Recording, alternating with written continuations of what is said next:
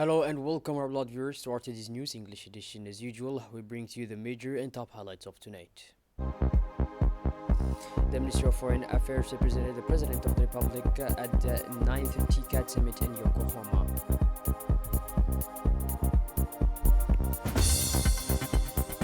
Regional Football Championship opens in Ubakh.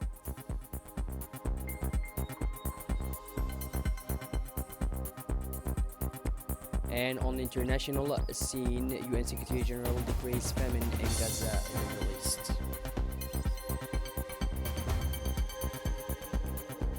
Those were the major and top highlights. Welcome back to our newsroom, our beloved viewers.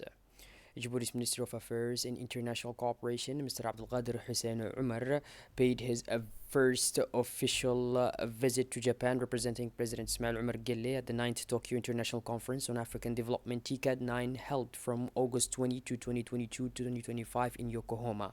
A ministerial meeting had preceded the summit on August 19. The conference was officially opened by Japan's Prime Minister, Mr. Shigeru Ishiba, the Minister of Foreign Affairs and International Cooperation, Mr. Abdelkader Hussein Umar, was accompanied by a high-level delegation including Djibouti's ambassador to Japan, Ibrahim Bilidou Ali, ambassador to Ethiopia and Parliament, representative to the African Union, Abdi Mahmoud Ebe, ambassador Fathiya Jama'uddin, diplomatic advisor to the President, and Mr. Mahdi Obsi Yebouh, director of bilateral relations at the Ministry of Foreign Affairs and International Trade. The main objective of this 9th TCAD was to strengthen cooperation with Africa through innovative and sustainable ideas, promoting peace, stability, and development. Speaking on behalf of the President, Mr. Abdelkader praised Japan's efforts since the 2022 Tunis Declaration to support the African peace and security architecture through ATCAT training. He also highlighted Japan's critical role in regional and international maritime security initiatives such as the fight against piracy. On August 22, 2025 at 10:30 a.m., the Japanese Prime Minister, Mr. Shigeru Ishiba, attended the closing ceremony of TCAD 9 held at the Pacifio Yokohama Hotel. This year's edition gathered 49 African states, resulting in more than 300 agreements signed across key sectors such as infrastructure, health, technology, education, and agriculture. During the summit, the Prime Minister Ishiba held nearly 40 meetings with heads of states and leaders of regional and international organizations, while Foreign Minister Iwa met with some 30 African ministers and senior officials. In his closing speech, Ishiba stressed the importance of co-creating innovative solutions for Africa's challenges and expressed his hope that TCAD would mark a new beginning for stronger Japan-Africa relations and sustainable growth on the continent. Other speakers included the chairperson of the African Union Commission, the UN Special Advisor of Africa, and representatives from UNDP and the International Finance Corporation. The closing address was delivered by Angola's president and current AU chairperson, followed by the adoption of the Yokohama Declaration, which consolidated the official progress of TCAD 9.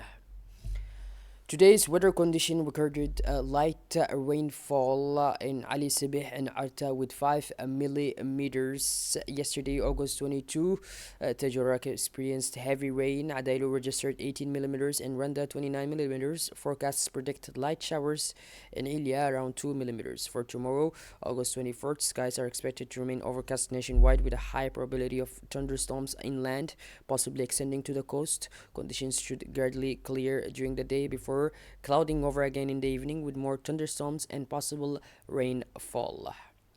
In Tajara, recent heavy rains over the past 2 weeks replenished water resources, restoring rural life to normal. Reservoirs and wells that had previously dried up are now full, reviving livestock herds and pastures and providing new opportunities for herders. The coastal areas and localities including Dora, Madgul, and Andaba were among the most positively impacted.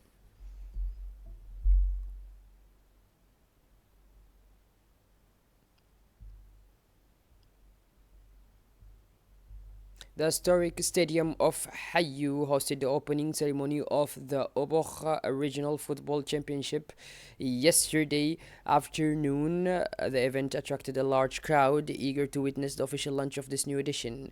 The opening began with a colorful parade of participating teams, followed by the national anthem sung in unison by the audience.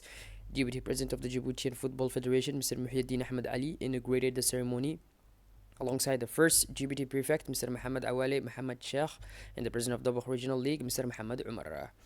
Several federation officials attended, including advisor to the federation president Muhammad Yassin, head of the league's committee, Mr. Saeed Boha, secretary general Mahdi Mu'min, deputy head of the league's committee and president of the Ali Sabih Regional League, Jibril Umar Hosh, acting federation president Idris Ibrahim, and head of competitions Yaqub Elmi. The event featured traditional songs and dances celebrating local heritage and concluded with the much anticipated opening match between two leading regional teams, setting the stage for a promising tournament. Beyond sport, the championship highlighted football's role in fostering social cohesion and youth development in Ubukh.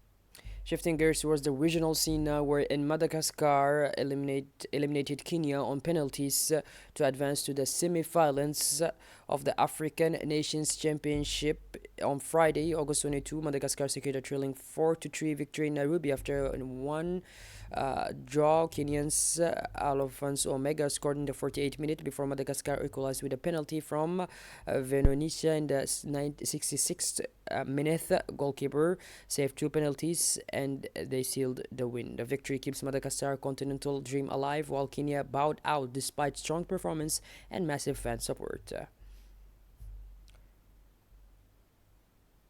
From Kenya to Ethiopia, where the tourism sector generated over 3 billion US dollars in less than a year, driven by a 40% increase in visitors arrivals over the past 5 years. In the past 9 months, over 1.3 million foreign visitors were recorded, with tourism contributing 4.8 billion US dollars to GDP.